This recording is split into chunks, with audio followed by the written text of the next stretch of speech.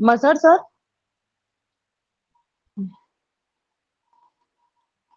Yes, can we please start? Yes, ma'am. You may. Yeah. Yes, ma'am. Does Ma'am. anyone want to say anything? Oh, I'm so sorry. I think I have not. I'll have to take help. Just give me a second. No Give worries, me a ma'am. Just open your PPT. Just open your PPT. The screen is No, visible. You just open your PPT. no, actually, there are so many No, windows. no, no. Just minimize from above. Just minimize. ऊपर से ma'am minimize कर लीजिए आप. 8 minutes, 8 seconds. जी, यहाँ से minimize करके आप अपना हाँ. PPT ओपन कर लीजिए. अच्छा, ठीक है. अब हो रहा है ना? मैम अभी दिख नहीं रहा है. दिख नहीं रहा है आपको? No, ma'am. Ma'am. Not visible, ma'am. Is it now visible? No, ma'am. No, ma'am. No, ma'am. No, ma'am. Just white give is me a No, second. ma'am. No, ma'am. Give me a second.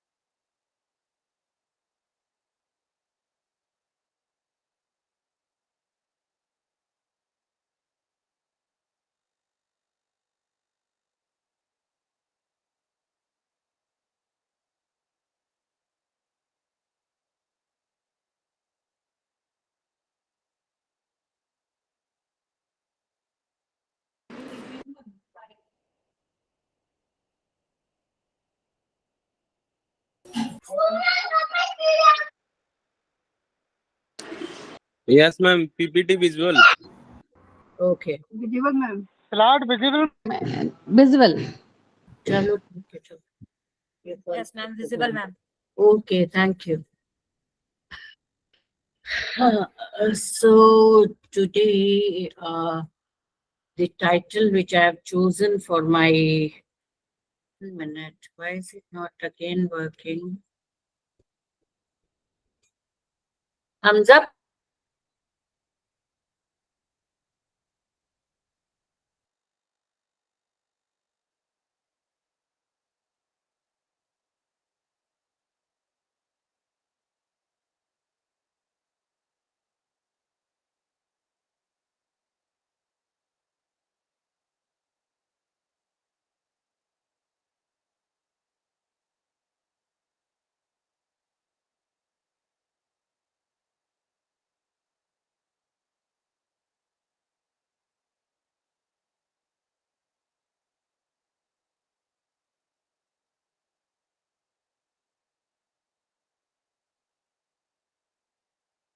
चलो बंद करो. हाँ, ठीक है. Okay.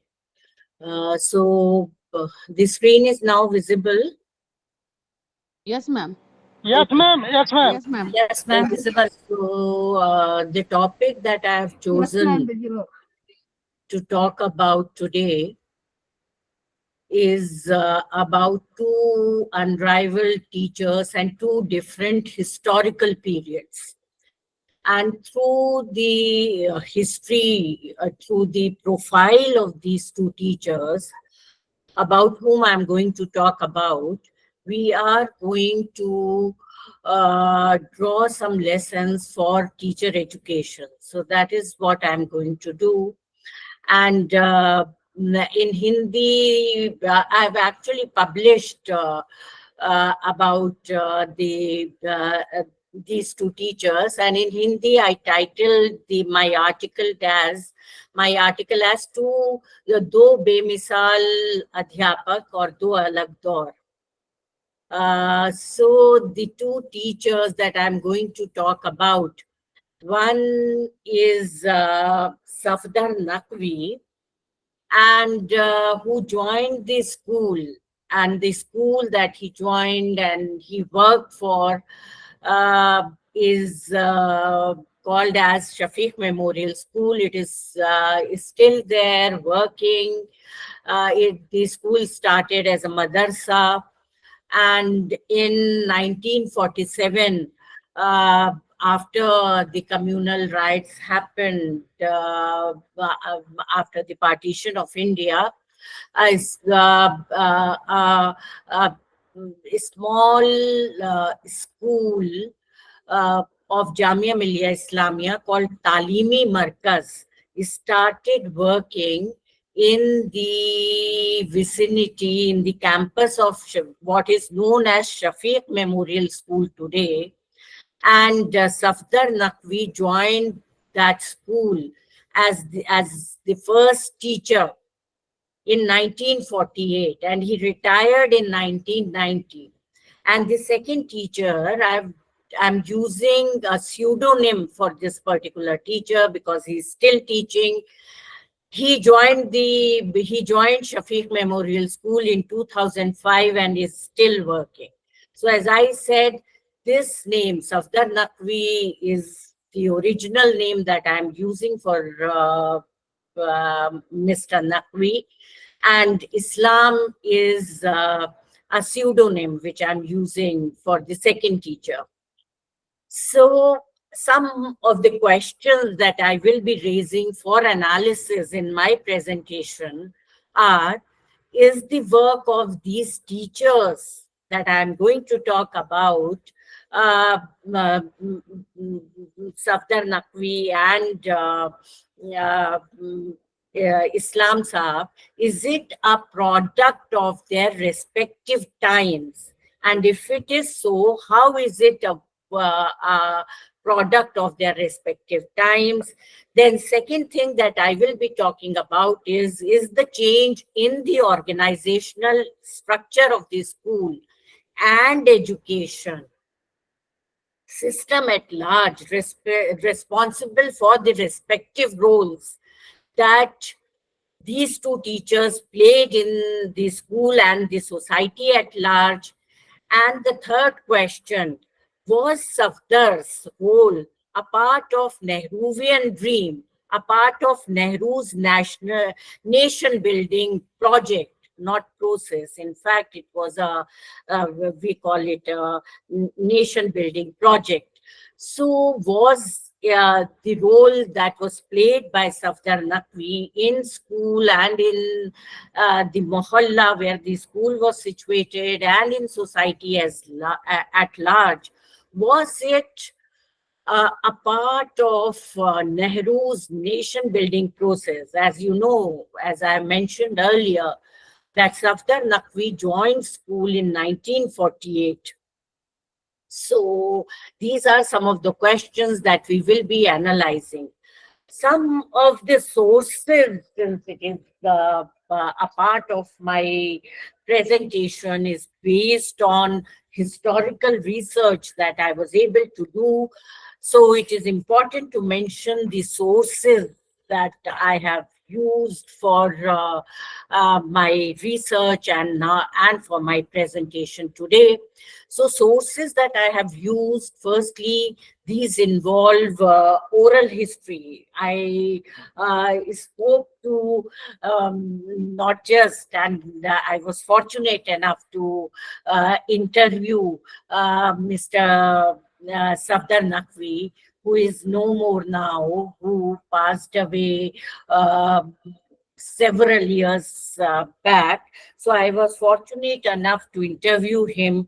Apart from that, I interviewed about 60 teachers of this school who worked during different periods, who worked in this school and who were associated with Mr. Naqvi at different points of time. And as you know, oral histories, one of the strengths is that oral histories, they help historians to write rich, textured, vivid accounts of what happened, and especially of lesser known people. We all know about,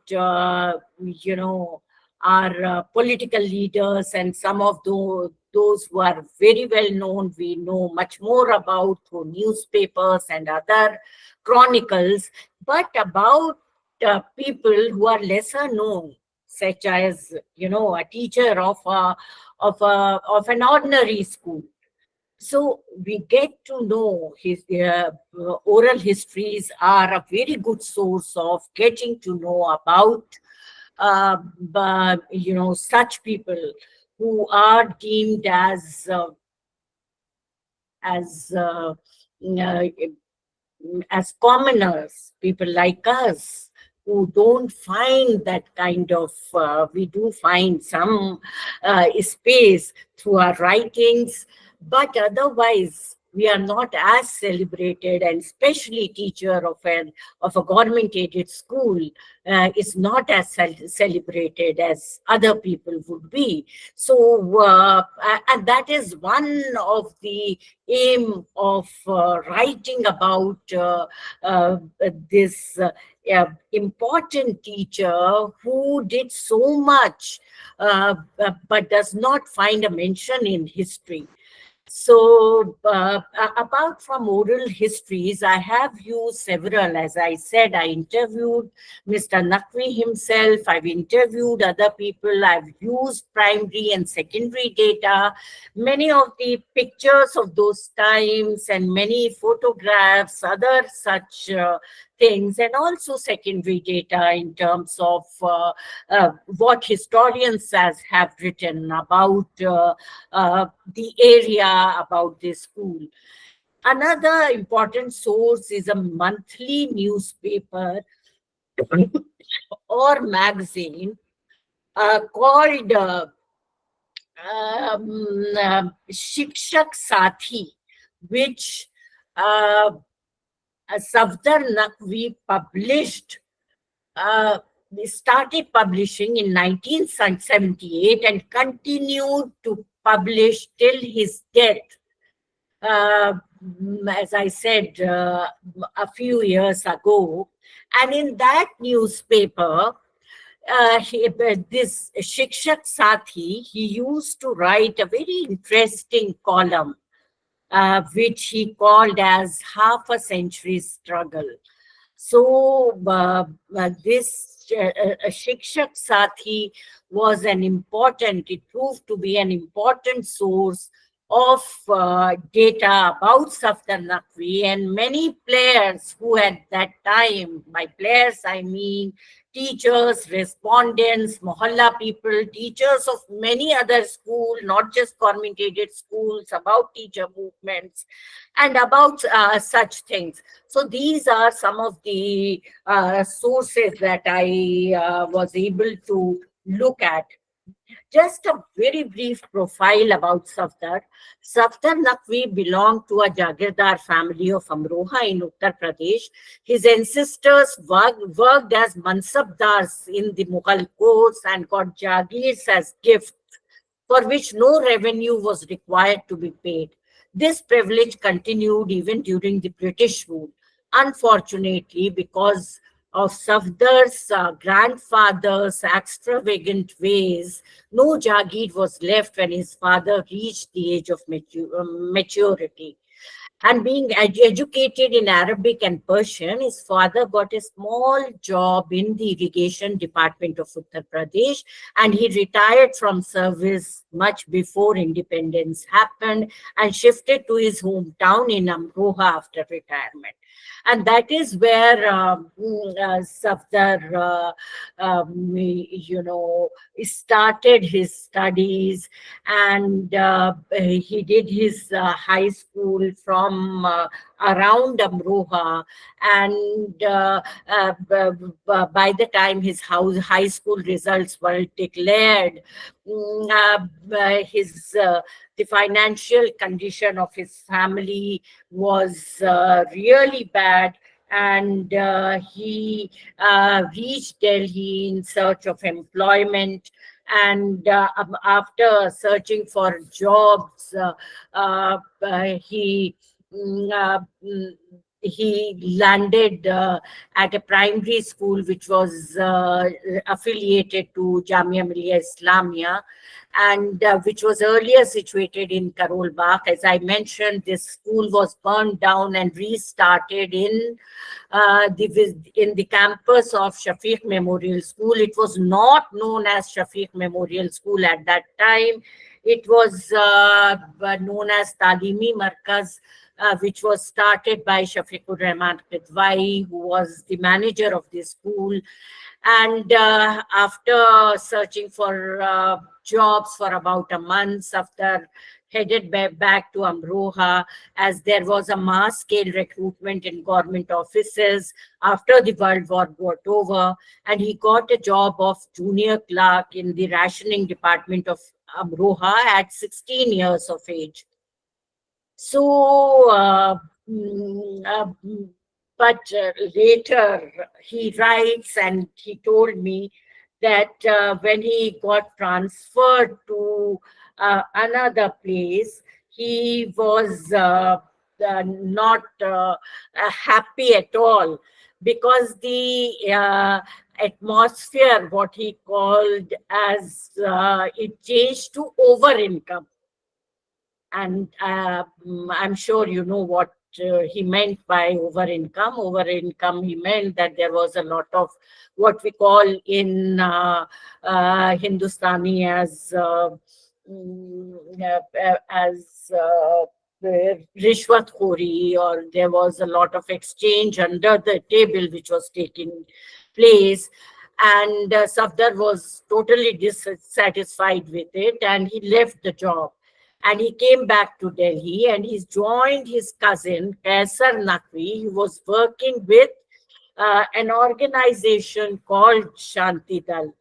And I also spoke to Mansoor Naqvi, Safdar Naqvi's son, who said about, and I'll read out what he said about his father's struggle before he got a job in the,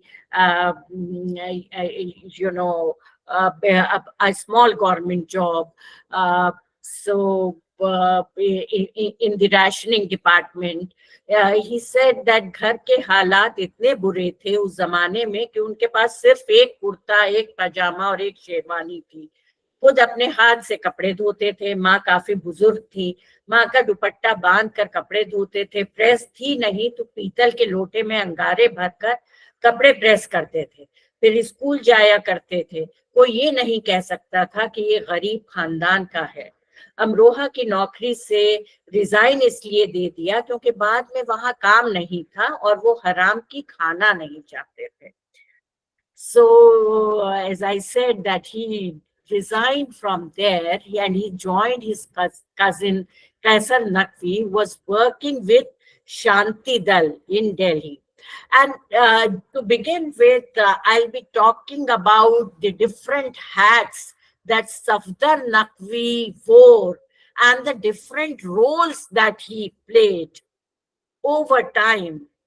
And his different roles included as a volunteer of Shanti Dal. He was a very promising activist. He worked closely with the community, a teacher par excellence. He authored many books which were published by NCERT. And as I told you, he took out a monthly newsletter, or he called that a magazine, which was called Shikshak Sathi, which he published for several decades. And this Shikshak Sathi reached many schools, not just in Delhi, but outside Delhi as well. So as I said, I'll be talking about the different hats that Safdar wore, or the different roles that he was able to play. Shanti Dal was an organization which was formed by progressive Congress and socialist workers, and in 1948. Subhadra Joshi and Mridula Sarabhai, who was who was Nehru's PA, had formed Shanti Dal, and the purpose of forming Shanti Dal was to rehabilitate and provide relief to people coming from Pakistan, the refugees who were coming from Pakistan, to restore confidence amongst Muslims so that they don't migrate to Pakistan. Because at that point of time, there was a lot of disquiet and a lot of fear amongst Muslims. So many of those who did not actually want to go to Pakistan, they did not want to leave their country of birth, they were also thinking of going to Pakistan. So one thing that Shanti Dal, one role that Shanti Dal played at that time was to give confidence to Muslims to remain in India, and also they provided relief to people who were coming from Pakistan at that time. So these gigantic tasks were taken up by a team of social workers of Jamia, who made the building of Talimi Markaz their headquarters. So those associated with Shanti Dal, many other people were associated, and the patrons of Shanti Dal were Pandit Nehru and Rafi Ahmad Kidwai, but other people were also associated, such as Sikandar Bakht, Anis Kidwai, who was Rafi Ahmad Kidwai's sister-in-law, and Sikandar Bagh. So many people were associated with Shanti Dal, and they continued with their work of supporting refugees, rehabilitating them in Bada Hindu Rao, where the school continues to be situated today in the walled city of Delhi. So Shanti Dal at that point of time enrolled volunteers who worked day and night to bring about peace in the area. And one of the activities that they performed was that at early morning, people's processions were taken out in the gullies, in the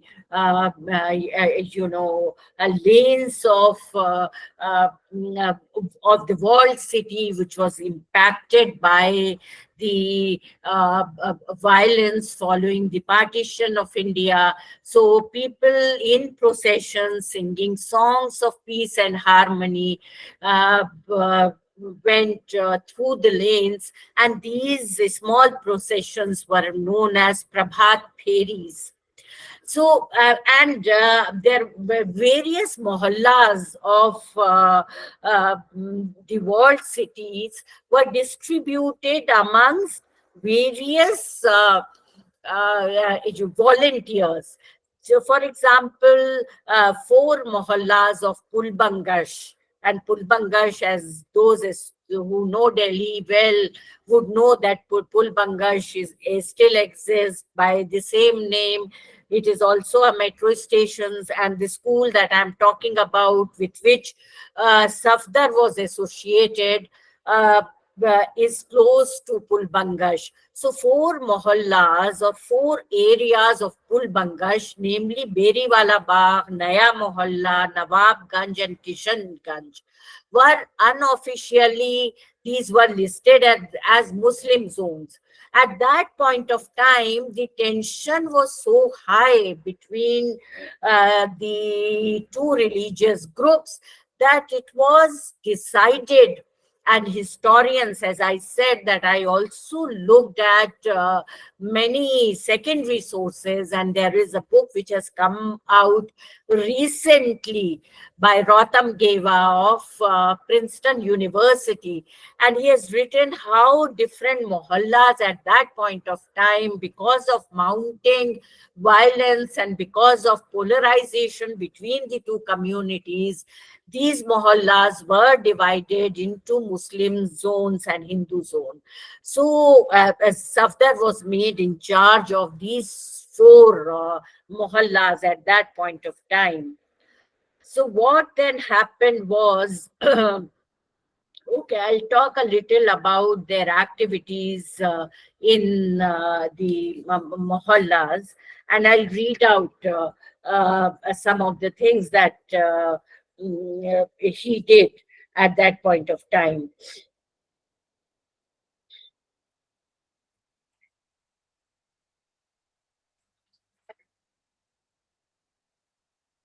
So Shanti Del helped the refugees in matters related to allotment of living space and service procurement. There were cases of officials discriminating against Muslims who were also supported by Shanti Dal. There were people returning back to India after a short. This also happened that people, some of them went to Pakistan, but they did not like it there. They had left their extended families, so they returned back to India. So for addressing the grievances of people concerning government, Shanti Dal had to take help of top leaders. And please note this, that Pandit Jawaharlal Nehru and Rafi Ahmad Kidwai took keen interest in the working of Shanti Dal. Some of these Shanti Dal members had an open invitation from Rafi Sahab to join him any day for dinner when he lent a keen ear to whatever the members had for his reporting. His private secretary, Jai Narayan, resided with him and was present at the dining table. He was asked by Rafi Sahab to help them, and work was done. Some emergent problems could be handled because of timely intervention by leaders.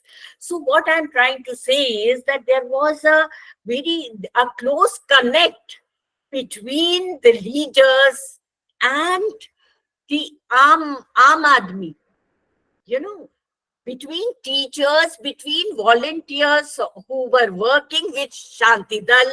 They could go and meet Nehru. They could meet such a top leader of Congress, Rafi Ahmad Kidwai. They worked closely with Subhadra Joshi. They worked closely with Mridula ji, and with Mohanlal Saxena and others. So there was a close, supportive role that leaders at that time played. And another very interesting anecdote is worth mentioning. Rafi Sahab, he used to support many people at that time, many youngsters who wanted to study. So Safdar fondly remembers a very interesting incident that once what happened was that a student whose name was Yashpal, whose family had come from the other side of border, when he passed his class 5 with exceptionally good marks in 1949, he was encouraged by Safdar and others.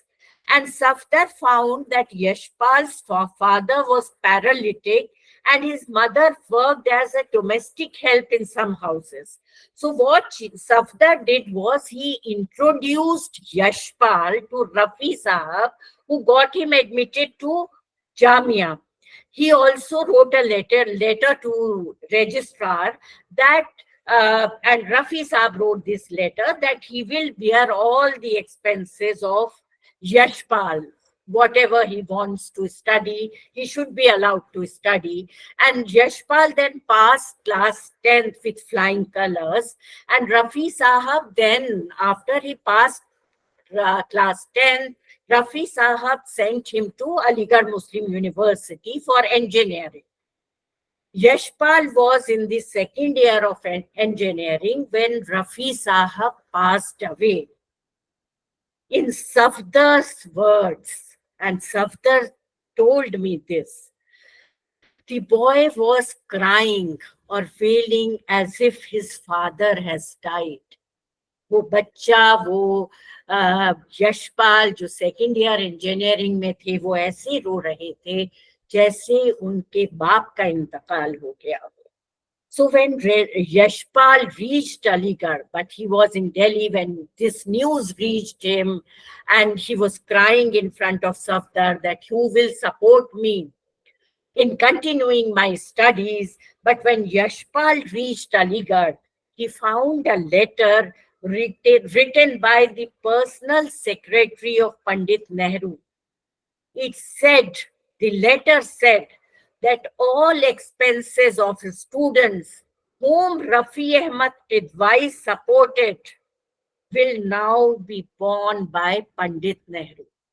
So this was, I still have goosebumps whenever I read, these accounts, because one cannot imagine such close contact with people at this point of time, the way people worked closely, how they supported each other, and how this, people like Yashpal, how they studied and how they grew, and but the kind of mobility that they had.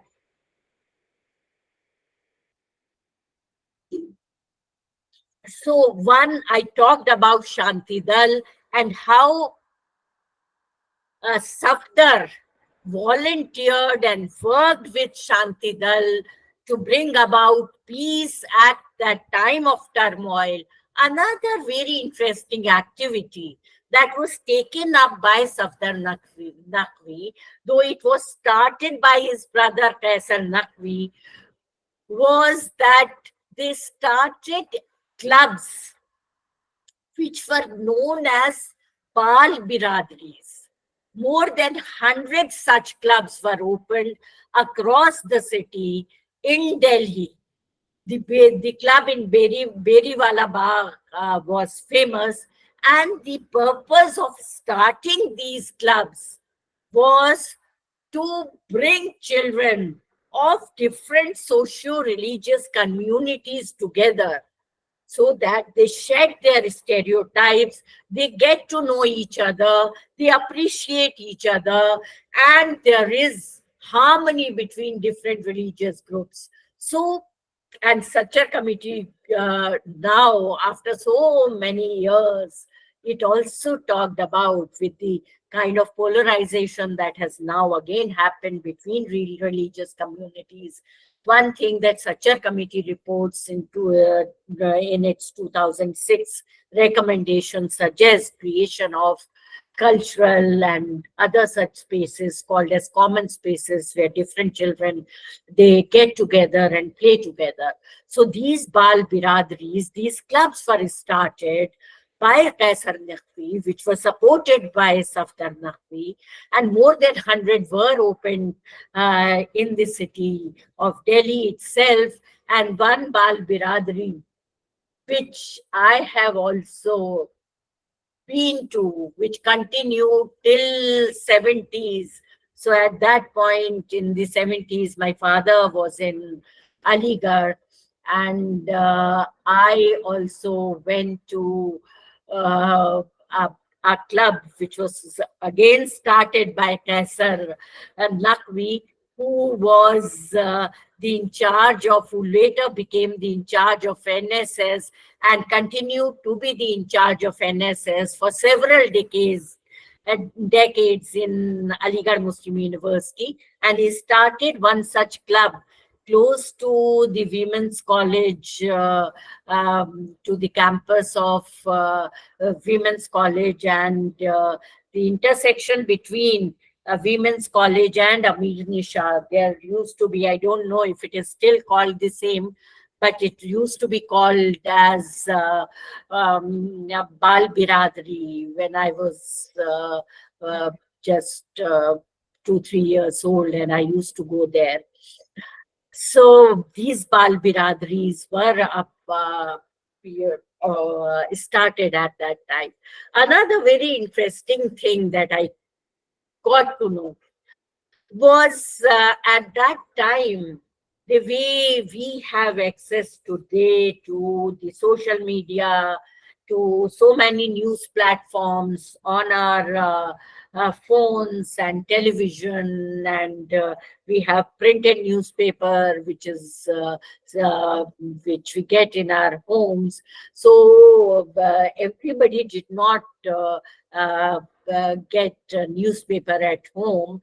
So this was one very interesting activity which was taken up by the volunteers of Shanti Dal, and later by school.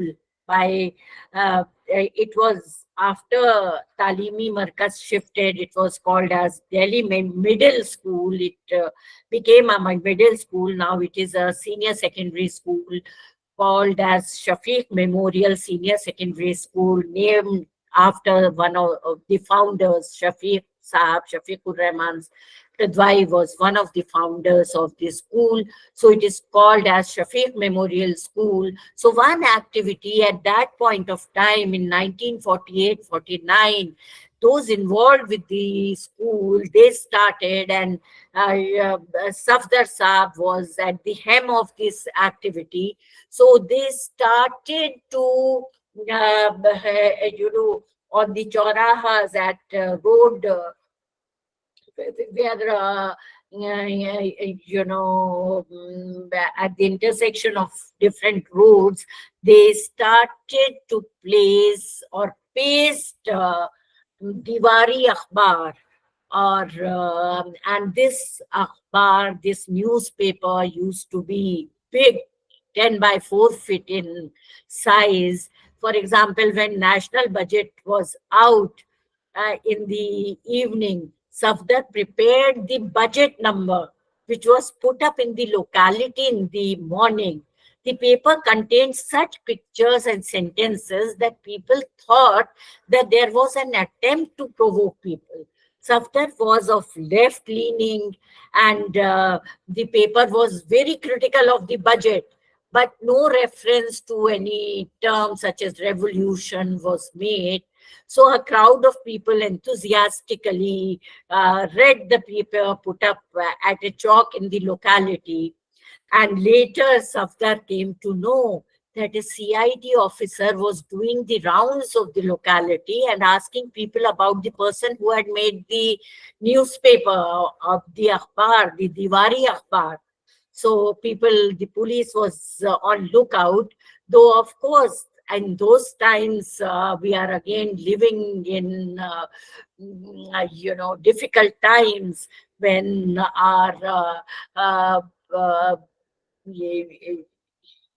we are not able to openly express what we want to express.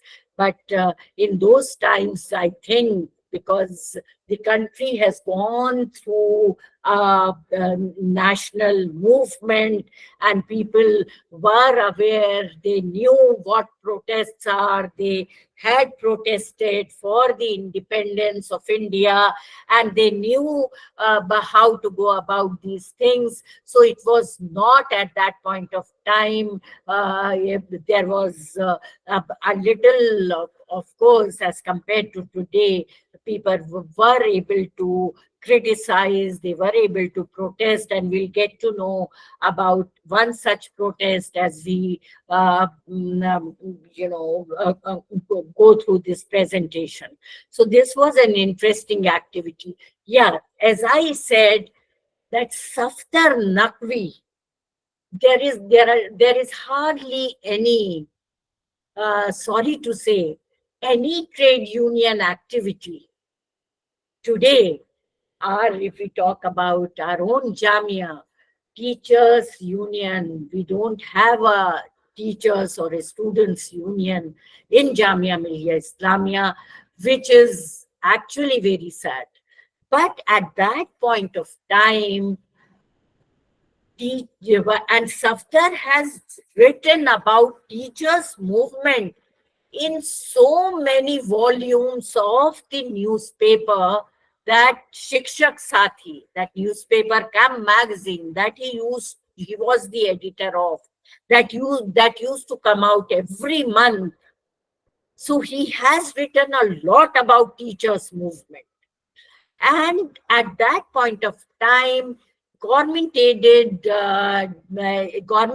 school teachers, GESTA, Government-Aided School Teachers Association, was formed, and he was nominated as the organizing secretary of GESTA, Government-Aided School Teachers Association, which participated in the strike which began on 1968. And this strike, apart from other things, one of the demands was to have pension in government-aided schools. There was no provision of pension for aided schools at that point of time. So Safdar and many other teachers courted arrest, and Safdar, borrowing from the national movement, he called this teachers' movement as Satyagrah, whose objective was to keep all teachers firmly together. And government, even at that point of time, adopted repressive measures such as suspending teachers. But this strike was watched all over the world with interest, and BBC on several days reported the percentage of striking teachers as 98%. A relay hunger strike was also organized at the boat club. Yeah, in 1968 it started, and it was it stopped, but again it restarted in 1970s, and a relay hunger strike took place, and Safdar and other teachers of GESTA and of other organizations who supported government aid schools cause, and many other teachers organizations, they met the education minister, other bureaucrats, and finally the Delhi Education Act, which we know by the name Delhi Education Act of 1973. It was passed after a long struggle. And as I said, Safdar remained at the helm. He was the organizing secretary, and he writes at several places that the teachers, they came so close together that they were seemed that they were like family members. So so he was associated with teachers' movement. Again, and just look at, that is why I am calling what I am presenting, that it is not just about the personalities of the two teachers. It is also about the times. Daur jisme ye teachers the. Can you now imagine that a parliament session can be extended by one day just to present the Delhi School Education Bill? Nurul Hasan prepared for its presentation. He asked them to end this strike, but teachers, under the leadership of Safdar Naqvi, they refused. And they said that their camp would be lifted once the bill is passed. They wanted to go home with a sense of victory. So the bill was passed, and the pension was enacted, and the provision of pension happened within that bill for even the government-aided schools. And the protesters, they went home happy. So this is one question that I'm asking, that is it also about uh, those times there, and have the times totally changed? Because the way we see the teachers of today, they have been rightly called by Krishna Kumar as meek dictators. So this is the newspaper that I have been talking about, newspaper come magazine, Shikshak Sathi. So Shikshak Sathi, it is described as a monthly exponent of teachers' cause and educational progress. It it started in 1978, and I think Safdar Sahab passed away in 2018. So it continued till 2018, while when Safdar Sahab passed away, his son Mansoor Naqvi, he continued to publish the newspaper, but it is no longer. It continued for so many decades under, and he never took support from anybody. There were members, and I also took membership of Shikshak Sathi, but there were members to whom Shikshak Sathi was sent. I'm not sure if it was sent to AMU, to the library. I think he must have sent, and it is a good resource. It should be conserved and preserved. So this Mansoor Naqvi did try for a few years, but I'm not sure if it is being published now. But on the first page, I've written this, that one of the headline on the first edition, in the first edition of Shikshak Sathi, was feudal callousness still holds sway. Ram Bhajan goes without pay. This is about a scheduled caste peon who was working in a school called in the Hari Mandir Girls Higher Secondary School, situated in the Nabi Karim area. And it talks about the small article in Shikshak Sathi. It talks about the how the high-handedness of the management in removing the peon who took leave to visit his hometown but could not return in time to join his duties as he fell ill. So what happened was that he did not join his duties as he fell ill, but he did inform the principal, what the principal did was that he forged his resignation to give employment to a relative in place of the earlier peon, Ram Bhajan. So this case was taken up by the teachers, and many teachers in support of Ram Bhajan. They quoted arrest.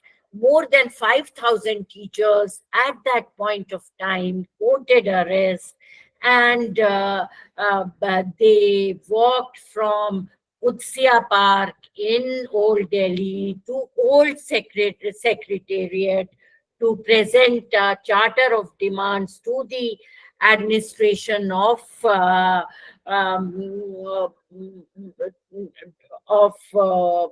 the education department, and Ram Bhajan got reinstated. So all these, Safdar Naqvi, he used to in Shikshak Sathi talk about teachers movement, about news of teachers worldwide. He had connections with, he was able to develop connections with teachers and teachers movements throughout the world, and many pages of Shikshak Sathi, they were full of stories about movements. So, and about the history of teachers movement. Now, it should not, the way I am making the presentation today, it is more about Safdar Naqvi, but I will briefly also talk about another teacher. As I said, he still is working, and I am using a pseudonym because he's still in a part of the school. So, and he again, I will say that he is also a bemisal teacher in his own way. He he did his masters in two subjects, Urdu and Arabic, from Jamia Millia Islamia, after which he did his B.Ed from Jamia Millia Islamia. And he worked for a few years in the same school, Shafiq Memorial School, where Safdar used to work. And Safdar, mind you, he worked as a teacher first, then he became the principal, and after his retirement in 1990s, Safdar also was the manager of that school. So Salam Sahab also teaches in the Shafiq Memorial School, and he is TGT Arabic, and though he remains quite dissatisfied with what he is teaching, and he says that there is a pressure to complete the syllabus, और उनकी जबान में अगर कहूँ तो वो कहते हैं कि कोशिश करता हूँ, लेकिन 40 में से बस 10 बच्चों को ही कुछ सिखा पाता हूँ. अगर ये सिलेबस खत्म करने की दौड़ ना हो तो शायद कुछ कर पाऊँ. So, and he wants to teach, beyond 6th, 7th, 8th, but that since he's a PGT, that is not permitted, unfortunately, though he is a brilliant person, a brilliant teacher. And his initial training, his initial education was in a madrasa. And he was, if you talk to him, he continues to be very impressed with the kind of training that he was able to receive at the madrasa. And he says that when I asked him that किस तरह से पढ़ाते थे जो आपको पसंद आता था, he said कि अव्वल में बुनियादी मुबाहिस को जहन नशी करा दिया जाता था, शुरू कर दिया तो मुश्किल अल्फाज के मायने एक बार जब देखा कि बच्चे ने समझना शुरू कर दिया तो मुश्किल अल्फाज के मायने ब्लैक बोर्ड पर लिखवा दिए. इसका ओरिजिन क्या है, इसका मादा क्या है, किन किन फॉर्म्स में वो लफ्ज इस्तेमाल हुआ है, कितनी मानी में मुस्तमल है, ये पहले हम लोगों को बता दिया जाता था। शुरू में बाज औकात हमें ये वाक़े में आधा घंटा सर्व करना होता था, ब्लैक बोर्ड पर खड़ा कर दिया जाता था, अब तुम्हें इस इबारत पे इबारत लगाना है। So but he tries to adopt what people call as some innovative methods of teaching, which he is not very fond of, and this kind of things he is not allowed to do, and he remains under pressure because syllabus has to be completed. And if you talk to Islam Sahab, you will find that his way of expressing in beautiful Urdu, it just makes one wonder कि हम उनके मुकाबले में जबान को लेकर के कितने गरीब हो चुके हैं। तो और लेकिन उनसे कहो वो कहते हैं कि नहीं, मुझे तो नहीं लगता, मेरी जबान बहुत अच्छी है, हमारे असातिज़ा की बहुत अच्छी थी, और हमारे सीनियर्स ने जो हमें मुताले की तरफ रागिब किया, उस मुताले से फायदा हुआ है। माइल खैराबादी की किताबें और कुछ रसूल के बारे में सीरत की किताबें और कुछ दीगर किताबें पढ़ता रहा, उससे फायदा हुआ है। So, and Islam Sahab is also the in charge of debating in the school, and he helped many children prepare for inter-school debates, who finally won debates. And as I said कि उस तरह का वो नहीं चीजें नजर आती हैं, but he is the way Delhi is today. He lives in near Jamia, and Shafiq Memorial School is about 25 or 23 kilometers from Jamia, and going to and fro, staying in the school with no opportunity whatsoever.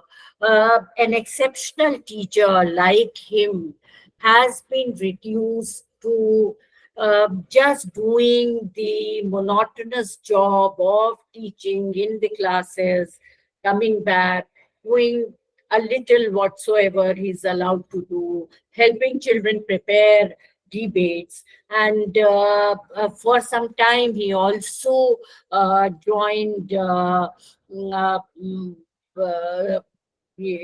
what we call as the Jamaat Islami. For some time he remained a small worker of Jamaat Islami. So again, the questions that I raised in the beginning, I want to raise those again.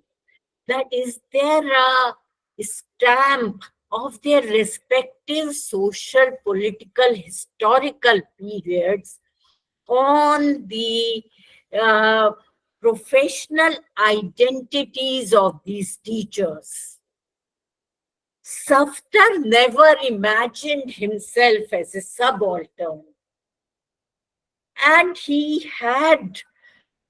was able to forge relationship between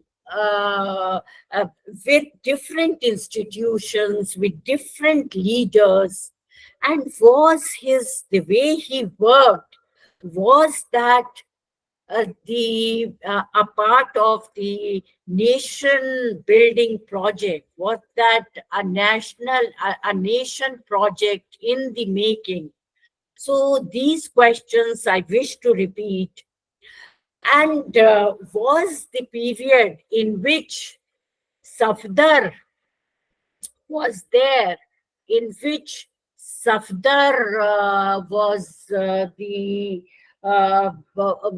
teacher at Shafiq Memorial School, and the period in which He was involved with teachers' movements. He was involved with Shanti Dal.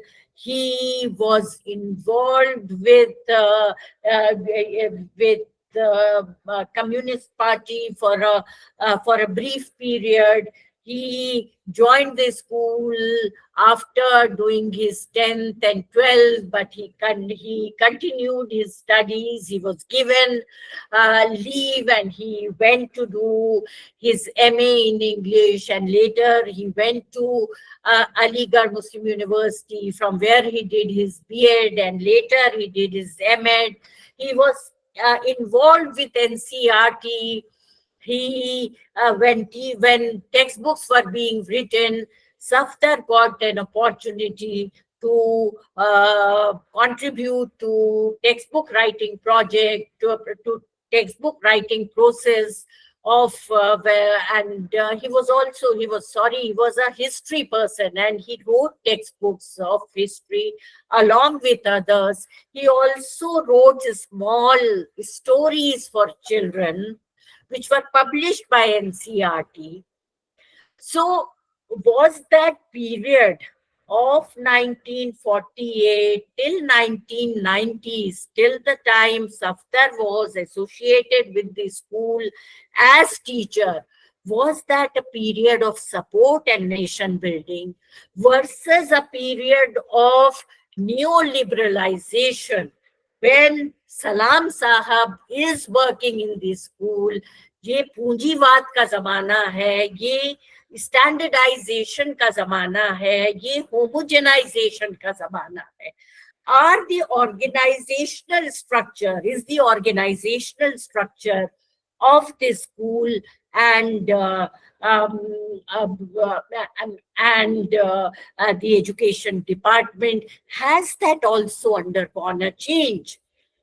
And that was, as I said, that was a period when Safdar was working. It was a period of struggle. It was a period of protest and movements.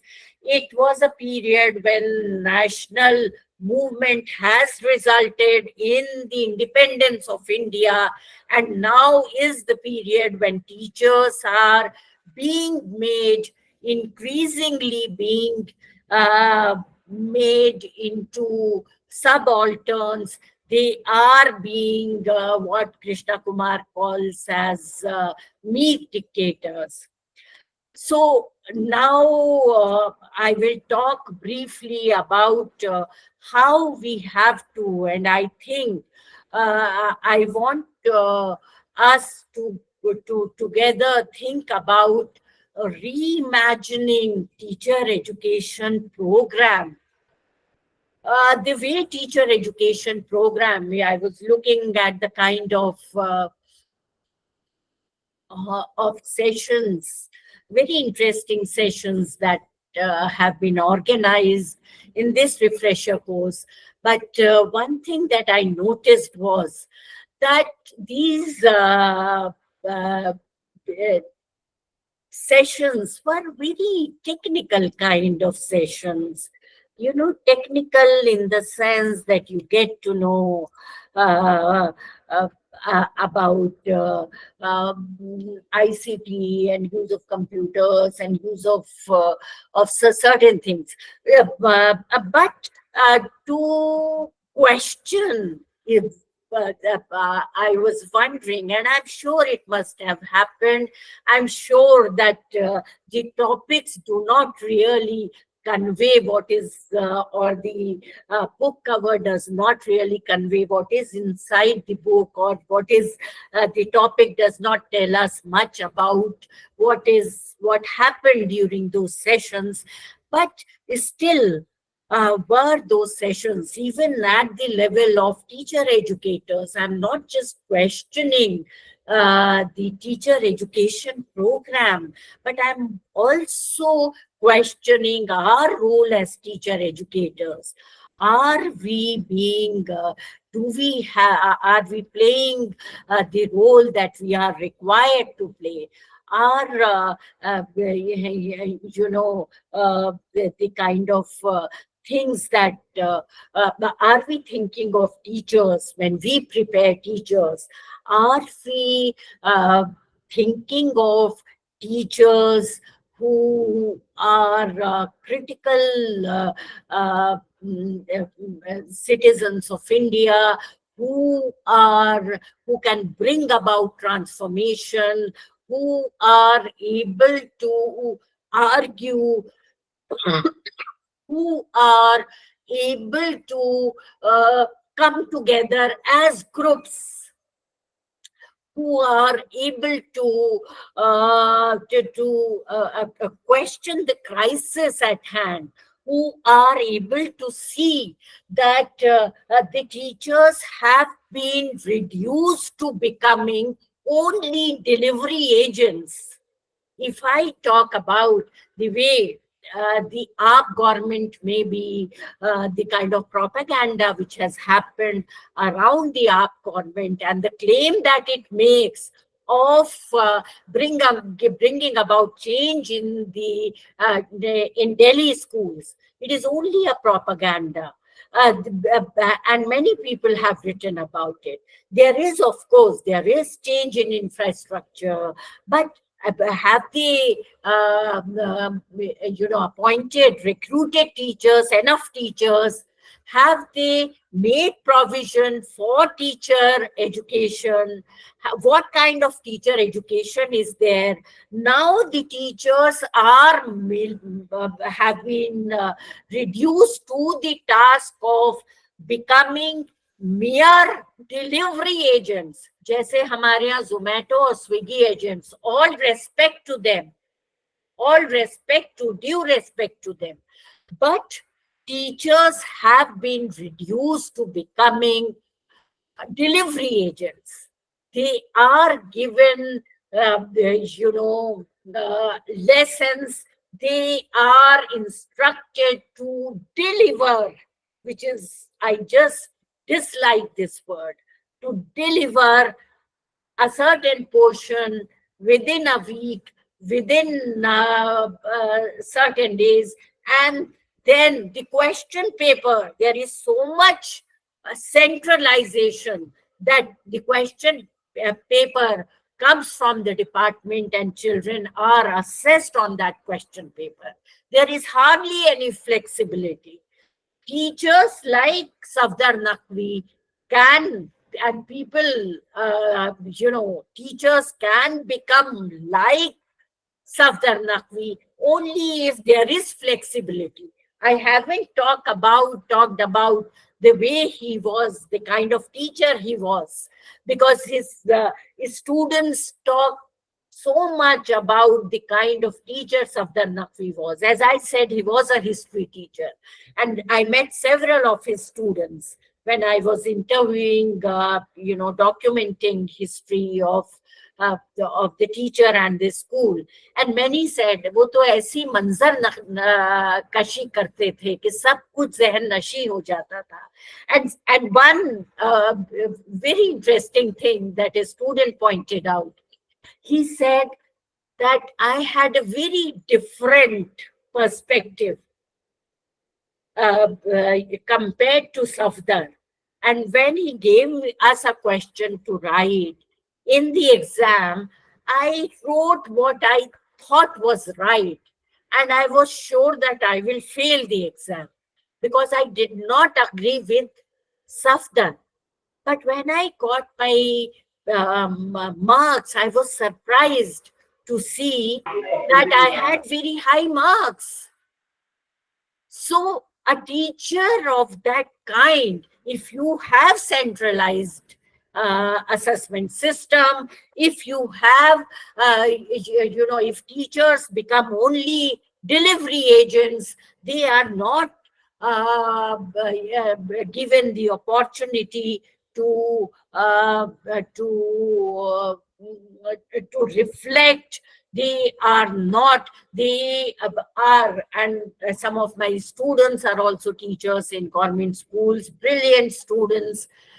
And when the election happened, the kind of duties that they were doing, So bombarding teachers with administrative tasks apart from school duties, how the way school internship, we unfortunately continue to call the school internship program as practice teaching. It is not practice, mind you. It is, if we don't understand things by only practice, it should be school internship. But when we are saying practice, we are saying that teachers don't need to think much. They only need to practice certain skills, and they need to then do what they practice. So I think this idea of thinking about teachers as transformative intellectuals, we have stopped thinking of teachers. हम teachers को बुद्धिजीवी नहीं समझते हैं. We don't think of teachers as intellectuals. In fact, we think of teachers, and that is what teacher education programs are also doing. We only prepare. There is extensive. I think there should be emphasis, but this extra emphasis on digitalization, this extra emphasis on certain skills. If we want to develop teachers as intellectuals, we must help them question the dominant culture. We need to help them question the curriculum. We need to help teacher question knowledge, and not to take knowledge as given, but to criticize knowledge, and not to take what is given. There has been a lot of change, especially in the history curriculum, as you would know. Are we preparing teachers who would question that change, who would say, why is Faiz Ahmad Faiz removed from the textbooks? Why are we not teaching children to question? So this increasing, हम क्या मजदूरी की, ये सवाल मैं उठाना चाहूंगी कि क्या हम टीचर्स को मजदूरी की शिक्षा दे रहे हैं? क्योंकि the kind of syllabus that we have in our education departments, unfortunately, we have given primacy to technical and economic rationality. हम ये आज कह रहे हैं और कल होगा कि हमें टीचर्स की क्या जरूरत है. There can be best of teachers, they can prepare certain modules, and teachers can show those volumes, teach through those modules to children. क्या इस तरह से पढ़ाई होती है? जब तक एक रिश्ता नहीं बनता between teacher and taught, can we really teach? Because teaching also means learning. These two words are not separate from each other. Do we teach our children about Paulo Freire? Do we teach our students in teacher education programs about Paulo Freire? How the kind of change that he was able to bring about is starting with change in teacher and student relationship.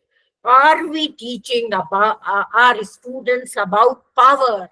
How power operates in classrooms, not just between teacher and students, but how power operates between different children? And what effect does that power have on learning? So these are certain things that I feel that we should be preparing our students about, and we should help our students in learning.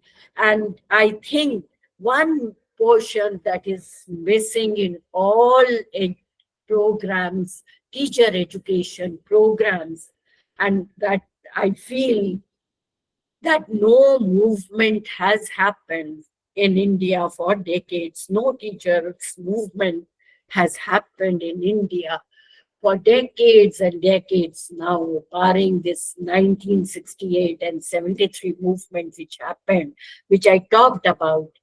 So are we preparing our teachers for movements, for questioning, basically? And is the history of teachers movement included in the teacher education program? Or are we only making our students whom we teach to become teachers? Are we only making them, workers, not intellectuals, who only deliver what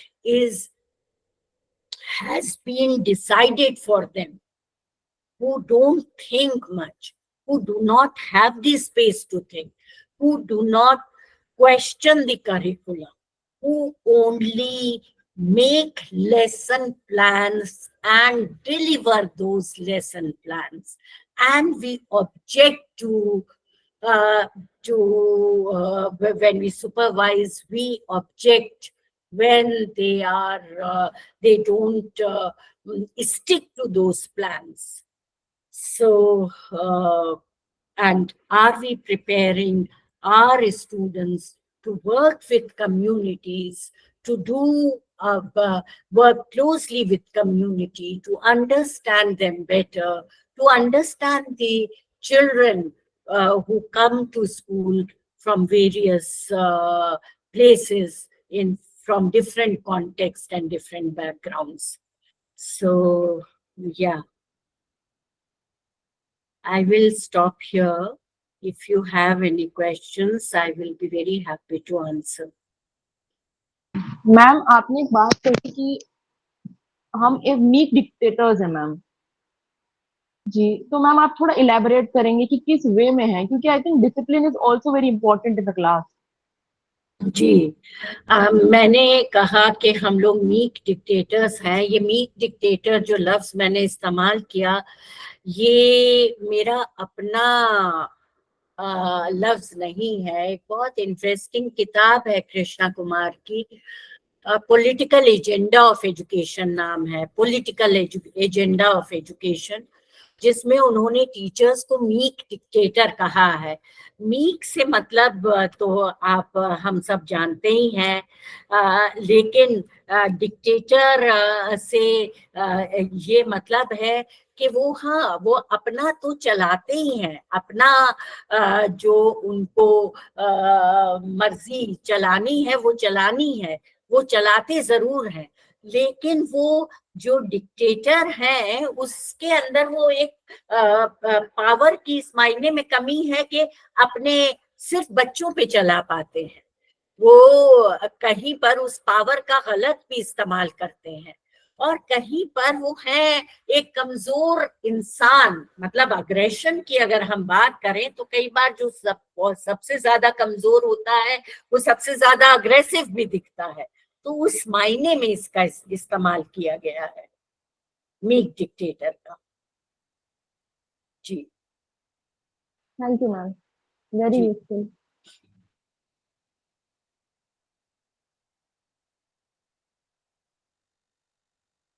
जी, किसी और को कुछ पूछना हो? And I must say that it was really nice to get associated with AMU after decades. And I'm an alumna of Aligarh Muslim University. I started, as pointed out earlier in my introduction, I came back to Delhi, worked in Lady Shri Ram College, Delhi University for a long time, and then came to Jamia as associate professor. So, but my roots are in Aligarh. I have a home in Aligarh, though I'm not able to visit the department often. But yeah. So, any other question, I'll be very happy to answer.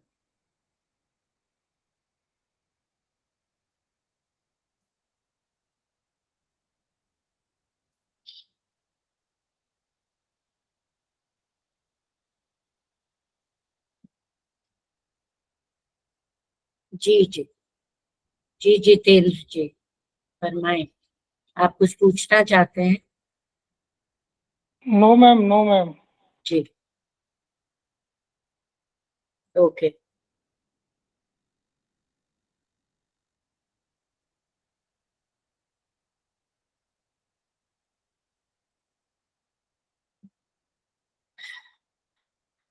Okay, then I'll stop here. Is that Thank okay? you, ma'am. Thank you, Okay, ma'am. thanks a lot for Thank wishing you, me. ma'am. Thank you, ma'am. Thank you, ma'am. Thanks a lot. Thank you, ma'am. Thank you, ma'am. Thank you, ma'am.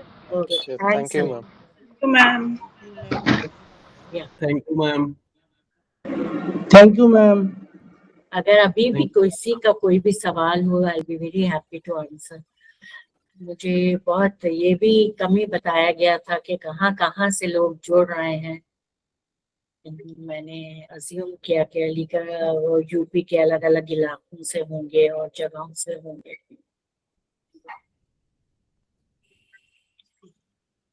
Okay, thank you so much. I'll stop. Thank you, ma'am. I'll Okay, thank you. Okay. Thank you, ma'am. Thank you.